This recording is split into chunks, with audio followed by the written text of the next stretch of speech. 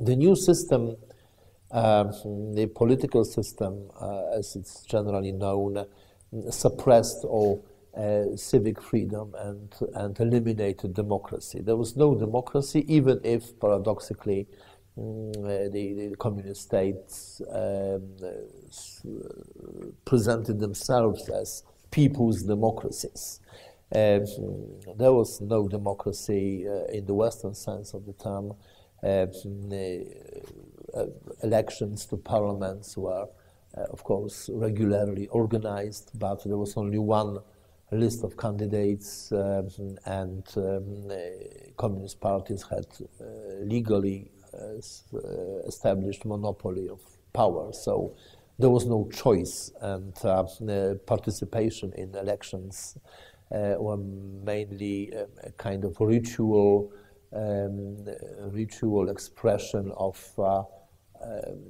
support or acceptance of the political system as it was. Therefore, not to go, not to vote, not to go to the poll, not to participate in elections was seen by political authorities as, very negatively seen as the expression of oppositional sentiments.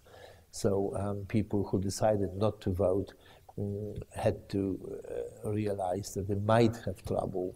There would probably never be a very serious trouble, especially after the death of Stalin, after the most oppressive period of communism has ended, but still it was expected that citizens would demonstrate their approval, their acceptance of the system by taking part in this ritual of a mock election. The society, communist societies were reformed or reconstructed in such a way that were dominated by the spirit of collectivism. Individual freedom, political freedoms were, of course, suppressed, but also an individual was expected to sacrifice his or her own rights for collective values, collective aims, collective goals. This was symbolically very clearly expressed in the formal procedure of application for a passport, which was like an exit visa. In order to travel abroad, one had to apply to the police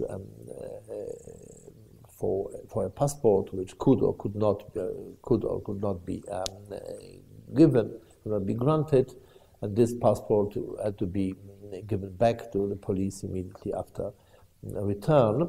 But of course, this privilege of foreign travel was not always, even in the relatively more liberal countries like Poland or Hungary, passports were not always granted, but there was always the reasons were always given, and there could be some different reasons given for not being able to travel abroad, but the most popular one was